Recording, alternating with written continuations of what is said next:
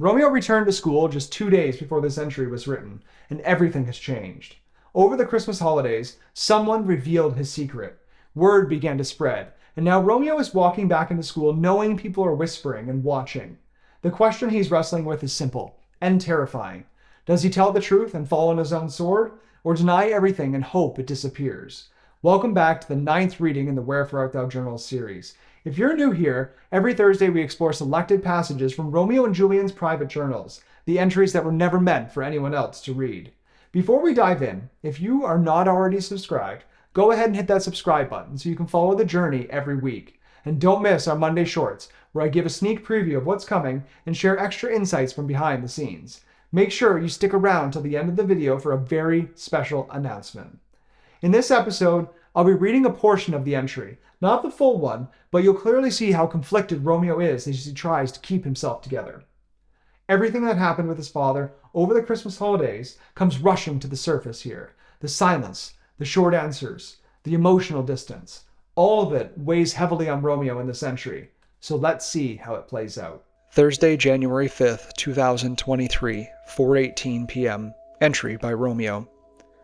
So I listened to Mom, and yesterday was a mix of everything. Rumors definitely spread and it stressed me out, but I did my best to hide it. Several girls in my year came up to me, upset because they'd always had crushes on me. It mainly spread through my year, which made it easier since the younger grades don't know me. Some guys won't even look at me, and others have been giving me dirty looks. You'd think people would be more open-minded in the 2020s. I did get a bit of support, but I never confirmed if it was true. From what I heard, Bali denied it too, but I still can't face him. I know what I need to do if it gets worse to protect him. He doesn't deserve any of this, especially after everything he's been through since second year. I need to admit that I kissed him. It's the only way to take the heat off him. I'm embarrassed that it got out, but it's not really my fault. Well, maybe it is, since I told Ben, but he should have kept his mouth shut. I'm not a violent person, but I do want to punch him. Mom says Ben feels really guilty. He sent me a ton of texts apologizing and begging me to talk to him. In an emotional state, I may have sent a middle finger emoji in response. Not the best approach, but whatever. What he did was betrayal. I've lost track of how many times he's tried to call me, but I've put his contact on Do Not Disturb so I don't get the notifications. I just need to get through the rest of the semester with my head held high. I'm not going to school tomorrow because of doctor and dentist appointments. That might make people think something's up, but I've mentioned it to a few classmates. On Monday, I'm going to own up to everything. I think that'll shut people up once and for all. At least I hope so. There's a lot I'm leaving out because I don't want to write it down. Dad still isn't home. Not that he's talking to me anyway. I'm going to chat with Mom about everything and tell her that I'm going to admit to kissing Bali and that he's straight, and hopefully that'll help him. I know she'll be supportive of that. I'll be back to this later. 9:37 p.m. Mom's on board with the plan. She thinks it'll work in my favor, and people won't have anything to gossip about when I don't make a big deal of it. We'll see how it goes on Monday when I put this into action. Mom definitely helped lower my stress. Dad came home while we were talking. He looked at Mom and then left the room. She jumped up and went after him. I could hear a door slam and muffled yelling. Her laying into him, I think.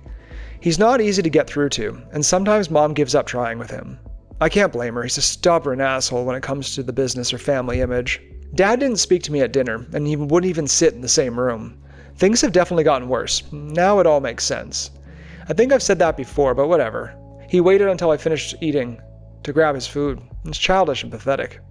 I could hear Mom telling him he was acting like a child. It's just how he is. He avoids arguments, then bottles things up until he explodes.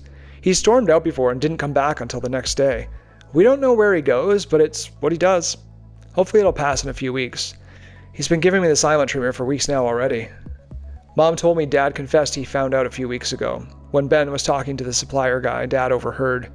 He tried to let it go, but it ate at him, and he needed to know the truth. Apparently, he cornered Ben and wouldn't let him leave his office until he came clean. Still pissed he didn't even try to cover it up with an excuse.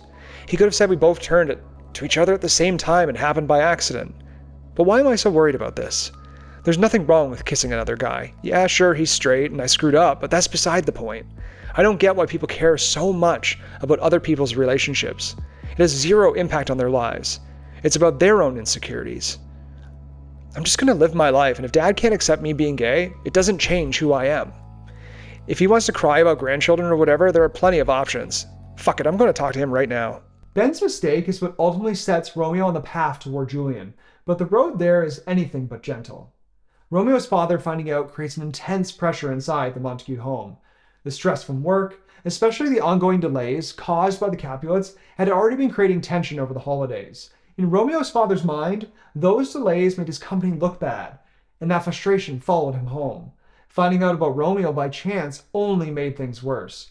And while Ben eventually confessing that it was true should have brought clarity, in Romeo's mind, it felt like a completely different kind of betrayal.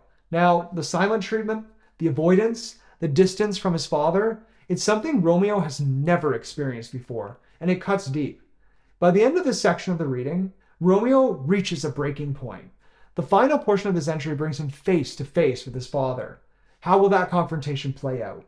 Let me know what you think in the comments. And don't forget to like and subscribe so you can continue the journey with Romeo and Julian, especially as I prepare to launch Volume 2 by the end of this month.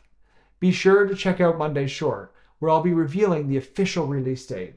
And in next week's reading, I'll be revealing the cover to Volume 2, so make sure that you're watching. And if you want the full story, including everything I don't read here, you can order Wherefore Art Thou Journals Volume 1 through the links in the description or at romeoandjulian.com. And what a great way to get ready for Volume 2. Until next Thursday, keep your heart open, your journal close, and your story unfolding.